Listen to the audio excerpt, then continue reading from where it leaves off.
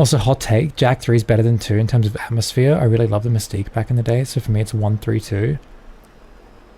Really? In terms of atmosphere alone, I guess I can understand it. Jag 3 is a lot more somber to me in a lot of ways. Haven City feels really somber. It's less like, you know, Haven City in 2 is really depressing, and it's really like, oh, the tiredness is really catching up. I don't know how coherent my thoughts are going to be. Basically, like, I can see it, I guess. But like, when it comes to 3, but then again, it's like, I love going to like secluded spots in the Wasteland and kind of just like chilling. I think the Wasteland had a lot more potential that it just didn't tap into in a lot of ways. And I think especially, I'm going to bring it up. I'm bringing it up again. This is a piece of art by Seraphia. Yeah, I don't know if that's exactly how you say it. This is like my favorite piece of Jack fan art because it's just so fucking moody. This is so fucking cool and I love it. I really do. But this isn't Jack 3. This is like an idealized version of what it could have been and what it really should have been, you know? I think I know the artist. Yeah, they're really cool. They actually follow me on Twitter, which is nice. This is like you look at this and it's like, okay, we got like a desert. You know, I'm gonna fucking directly compare it to the game, if I can. The problem is like the day-night cycle. Anyway, like you look at this, right? And it's like, oh, nice. Okay, cool. I got a good time of day. You look at this, it's like, okay, there's the bright blue sky and the contrasted with like, you know, the more brownish orangey desert. And it's like, okay, we have like a fucking, my words are escaping me because I'm tired. We have like an environment that has very mountainous terrain, which casts long shadows. You can't see my mouse. Yes, you can. Yay. That casts like, you know, long shadows. And there's like a lot of varying like formations of rock and debris and sand. And, you know, higher elevations here. Like Jack is like sitting atop like some sort of higher elevated place. Maybe it's a cliff top or just like a hill. Sitting on it, chilling out in the shade, man. Like as his ride is just like in the foreground. Just chilling there, and they're just kind of chilling there, you know? Surveying their surroundings. Determining an approach forward, you know? Aspargus is our, you know, our center point, our northern star for a way back to safety from the cruelness of the desert. And then we've got the looming day star, you know, the kind of central threat of the plot. This is cool. This is so cool, and I love it.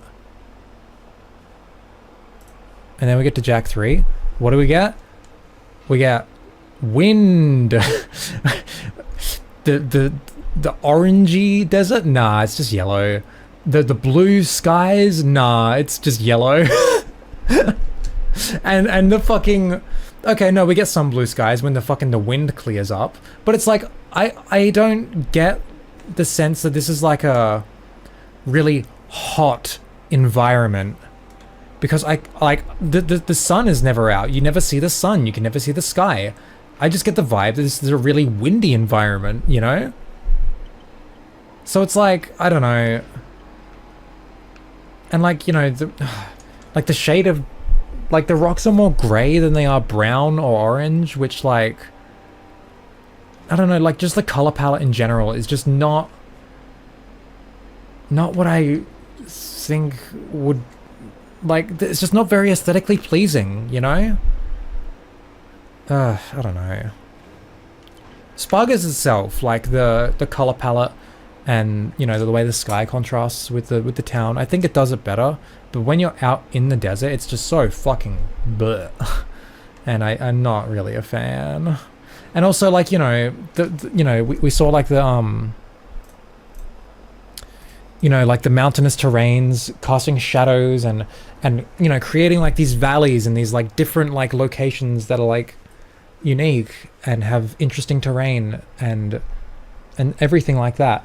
That just doesn't exist in Jak 3. It's all just vast, open, sprawling areas, and all the mountains and stuff act as just walls to section off areas, you know? Like, this doesn't feel good. But there are, like, you know, there are parts of the Wasteland that really do grab me. But you really have to look for them. I didn't love the Wasteland itself, but everything in it. Volcano, Spargus, City, Ruins, that contrast with the Haven City. For me, these elements blended together really well. I don't think they're blended together really well, because they feel disjointed, and the one thing tying them all together, the Wasteland, kinda sucks. See, now we get like more clearer skies, which is nicer, but it's still very cloudy for some reason. It should be a lot hotter. But also, like, getting the desert in a state like this, it's actually kind of really rare to see during the story, you know? Like, the only reason it's like this right now is because I did like a weird restart mission thing, which allows me to just traverse the whole desert. But, okay, here's my credit where it's due moment. This spot right here is just so moody. Like, just park your car, take a stroll.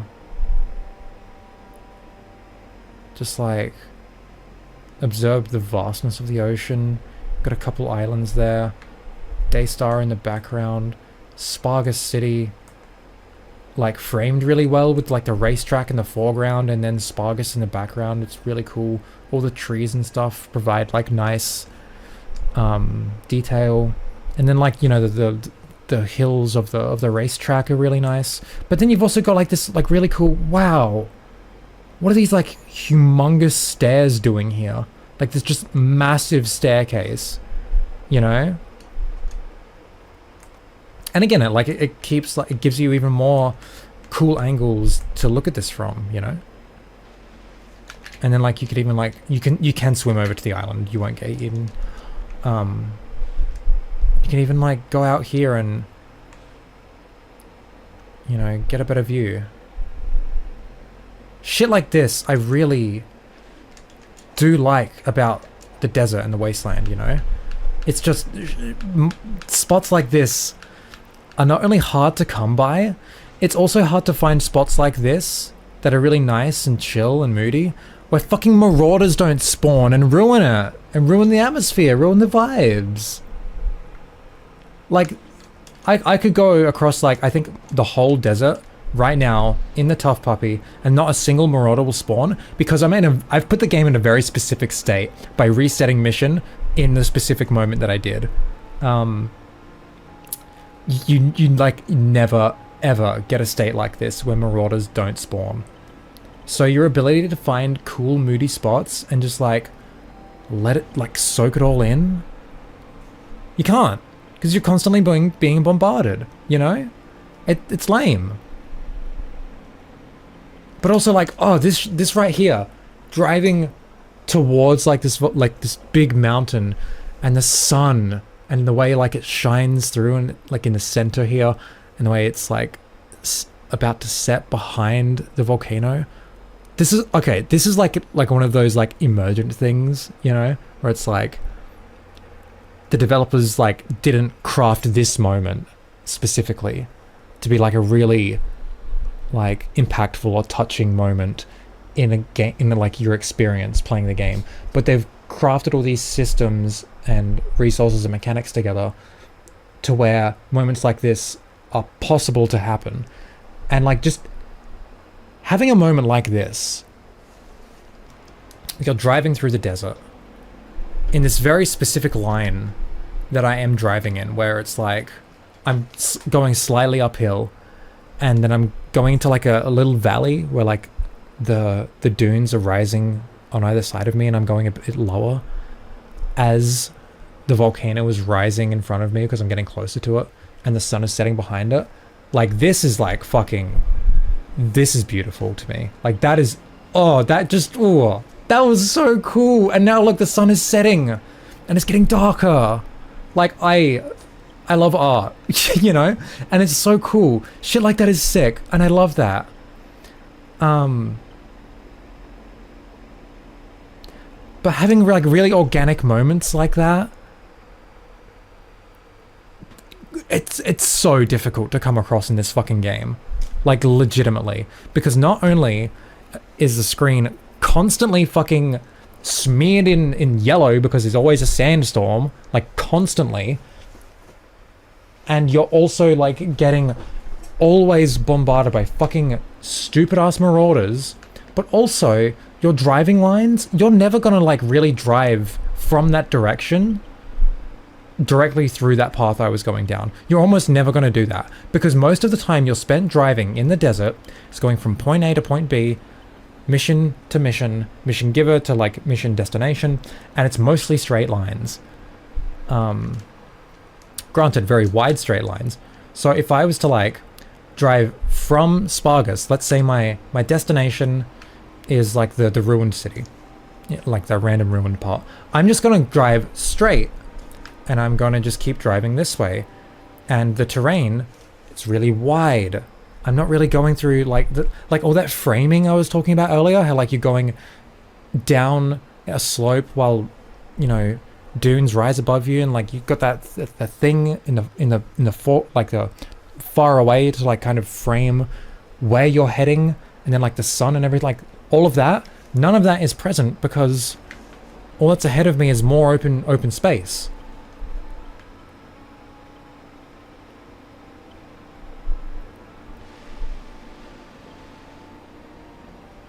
And like, you know, there's varied terrains and elevations and stuff like that, but it's like, it's all just so samey. And it's also like, okay, I've made it to this destination, cool. Now I've got to go back to Spargus. I'm just going to turn around and take roughly the same route I just took, but in reverse. Like, there's like literally zero incentive to ever really drive in other directions, you know? Like, go exploring, because there's nothing to find in the desert. There's side missions to do, which can provide alternative routes and paths and stuff, but there's nothing to like find by just going out and looking for stuff. There's nothing to do in this desert. And it leaves very little opportunity for you to have like really cool emergent moments like that. And I really love that I was actually able to have like a really cool emergent moment like that just now, completely at random on stream, because it just perfectly demonstrated my point, you know? Because you never have moments like that just playing through the story normally, because you're just driving in straight lines repetitively. I activated a mission trigger, whatever. This game is blur. This isn't Mad Max. Australia is more orange. Oh, speaking of Mad Max, I just want to say, this image right here, such Mad Max 2 vibes, you know, like at the start of the movie where he's like up on that hill, he's got his car parked, and he's hiding behind like a rock with binoculars peering down at this little settlement. He's trying to like gauge the vibes of it, you know, like, oh, they've got like supplies of gas, but there's all these psychos terrorizing them and blah blah blah. This is so much like that. Up on a hill in the desert, you know, big bright blue skies, orange as fuck, and it's like looking down, gauging, you know, the surroundings with like a town in the distance. This is so Mad Max 2, and I love it. It's so cool.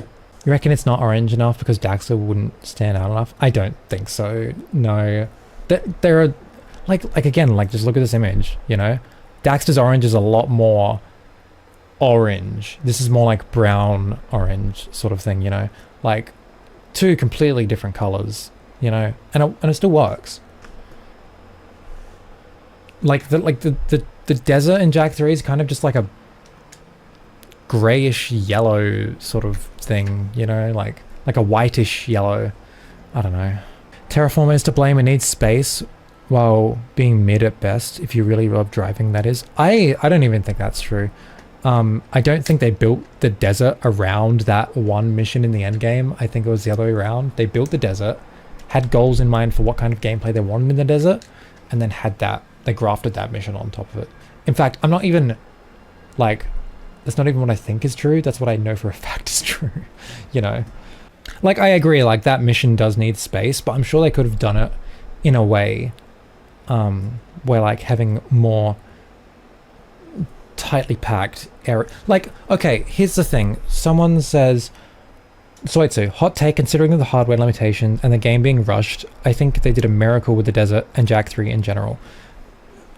Yeah, they only had like a year to make the game, right? But like, if they just put all of their focus on the desert, Spargus, the gameplay and thematic and story content, that sort of setting had the potential to provide, instead of dragging Haven City back, they could have made it so much more than it is, you know? They could have made a much more detailed environment, a much more feature-rich environment, a much more, like, interesting everything, you know? Like, the desert is what makes this Jak 3, you know? Like, this is the thing that gives this game its identity. What little identity it has. Because it still pulls so much from the previous game's identity. Haven City should not have been in this game. Like, flat out, you know? Never had the seeds of greatness, but was never given the time to really bloom. I think it's twofold. I think it is like the time constraints, absolutely. But I also just think like they just didn't care to. They didn't have the ambition or the drive to make something truly revolutionary like they did with Jak 1 and 2, because they knew, you know, they were getting to the end of the PS2's life cycle. They were already starting development on Uncharted, you know, pre-production. And, you know, this game, more than any other in the Jak trilogy, I think, was the transition game from old Naughty Dog to new, from leadership under Jason and Andy to Evan Wells. This game more than anything, really. Evan Wells directed Jak 2, but come Jak 3, Amy Hennig joins the team to direct the game. Evan Wells pretty much is in charge of the studio. You know, Jason and Andy are still there, they're still present, they're still contributing, but they're a lot more hands-off. They're much more like, you know, they're just like kind of supervising sort of thing, you know? Evan Wells is pretty much running the ship at this point. This is very much a transition game. So it's like, they didn't really, their focus was just, it wasn't so much setting the world on fire, innovating to like such a huge degree. It was more so get the game the fuck out the door, you know? And you know, yeah, you kind of have to do that. I don't fault them for that, but I also do. I do think another element to it potentially is like a sort of disappointment in how Jak 2 ended up, not in terms of like the game itself, but how it was kind of received. Like, I don't think it did as well as Jak 1, sales wise, critically. Look, just looking at the game itself, it really is kind of a revolutionary game in a lot of ways. But it was kind of not given the credit that I think that, you know, the team at Naughty Dog kind of hoped it would get, and also the credit I kind of think it deserves. Like, it did a lot of really cool things that you just don't see anywhere else. But like, Jak 2 was really polarizing, and Jak 2 just wasn't as successful as Jak 1, or even its contemporaries. Like, Ratchet and Clank was fucking cleaning up in this generation. Jak and Daxter were just not, in comparison. And in comparison to the studio's previous games, Crash Bandicoot. Like, Jak just, like, was successful, but it, like, wasn't what the studio was hoping for. So come Jak 3, it's just like, okay, you know, we've got something here that's successful enough to make one more game at the end of the console lifecycle. We can do it in a year, because we've got the foundation from Jak 2. We don't need to make anything truly innovative or revolutionary. And that's kind of the mindset they went in with. You know, time constraints obviously played a factor, but that's the scope of the project that they gave themselves, you know? Maybe it was completely mandated by Sony and they wanted to do something innovative, but I just don't really think that's the case. Anyway,